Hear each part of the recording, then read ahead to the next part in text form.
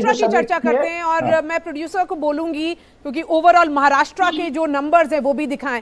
संजय जी, मैं आपसे सवाल पूछूंगी। महाराष्ट्र पे थ्रू आउट द इलेक्शन, क्योंकि 5 फेज में चुनाव हुआ है, वहां पर कहा जाता था कंफ्यूज्ड स्टेट है, कंफ्यूज तो लग नहीं रहा।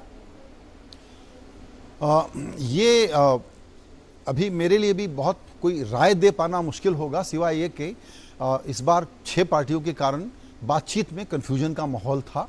ये भी एक एस्टैब्लिश्ड फैक्ट था कि यहाँ पर एनडीए के लिए माहौल जो है वो वास्तव में टफ है, और ये सब तरह के लोग, सब तरफ के कैंप के लोग कह रहे थे। जहाँ तक नंबरों का सवाल है, चूंकि इतना टफ कॉन्टेस्ट है, तो थोड़ी सी सीटों में से कौन आउट ऑफ 48 कौन 25-26 ले लेगा और वो वहाँ का फिर माना जाएगा कि मेजॉरिटी ऑफ सीटें ले ली, ये कहना अब भी मुश्किल है। एक चीज़ समझ में आई कि बीजेपी संभवतः ठीक कर रही है। एलाइज के तौर पर शिंदे और अजित पवार को जितना एट पोटेंशियल पंच करना चाहिए, उससे थोड़ा बिलो द पोटेंशियल पंच किया है, ऐसा लगता है जी। ये महाराष्ट्र के फिगर्स आ गए, अलग अलग एजेंसीज के हैं।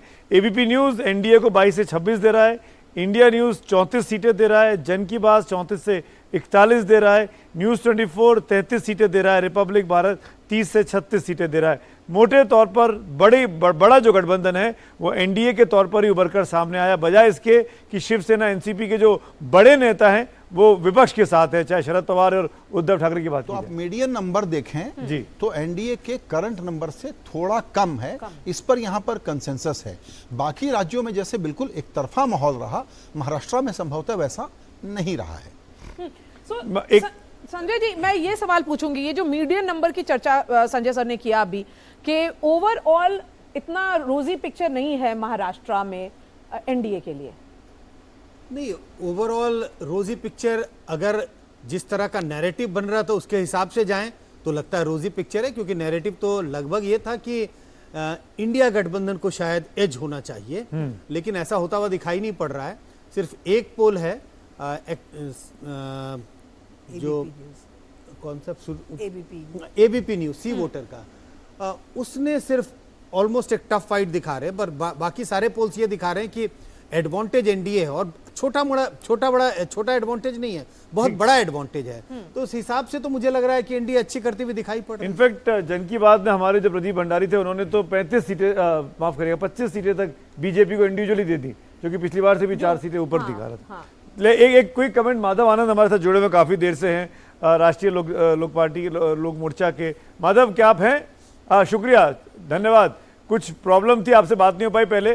बिहार में क्या स्थिति है, और खासकर आज जो काराकट की सीट थी वो मैं पूछना चाह रहा हूं, उपेंद्र कुशवाहा जी और सामने पवन सिंह।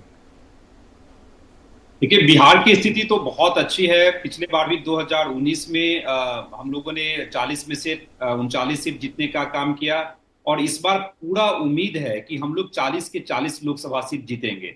आंकड़े जो भी आप लोग के चैनल पे दिखाया जा रहा है, मैं उस आंकड़े से न सहमति है न असहमति, सहमति भी व्यक्त नहीं कर रहा हूँ, असहमति भी व्यक्त नहीं कर रहा हूँ। लेकिन जो हम लोगों का मानना है, जो हम लोगों ने ग्राउंड पे देखा है, जो हम लोगों ने लगातार जो 1.5-2 महीने का हम लोगों ने हर क्षेत्र में जो घूमने का काम किया है, जो जनता जनार्दन से जो आशीर्वाद के रूप में मिला, उससे तो यही लगता है कि इस बार 40 के 40 लोकसभा हम लोग बिहार में जीतकर जो है आदरणीय प्रधानमंत्री श्री नरेंद्र मोदी जी के हाथ को जो है सो मजबूत और करने का काम करेंगे।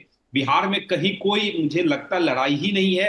हाँ, जहां तक मार्जिन की बात है, हार जीत कितने से होगा, ये 39 सीटें दोबारा आएगी एनडीए को। हम तो कह रहे हैं 40 के 40 लोकसभा सीट, 4 तारीख का इंतजार करें सुमित जी, फिर हम लोग की मुलाकात होगी और फिर उस दिन हम लोग बहस करेंगे कि आखिर 40 के 40 लोकसभा सीट एनडीए को कैसे मिला। चलिए, शुभकामनाएं है हमारी तरफ से जी। नहीं, मुझे लग रहा था ये तमाम एग्जिट पोल हैं जिनके बारे में हम चर्चा कर रहे हैं, स्टेट वाइज ब्रेकअप है, लेकिन मजेदार बात है सारे एग्जिट पोल ने बीजेपी और उनके सहयोगियों को ब्रेकअप नहीं दिया, कांग्रेस और कांग्रेस के सहयोगियों का ब्रेकअप नहीं दिया, किसी ने वोट शेयर का एस्टिमेट नहीं दिया। तो बड़ी दुविधा होती है कि आप कैसे इन आंकड़ों का विश्लेषण करें, कैसे इन आंकड़ों को पर पैनी नजर रखें।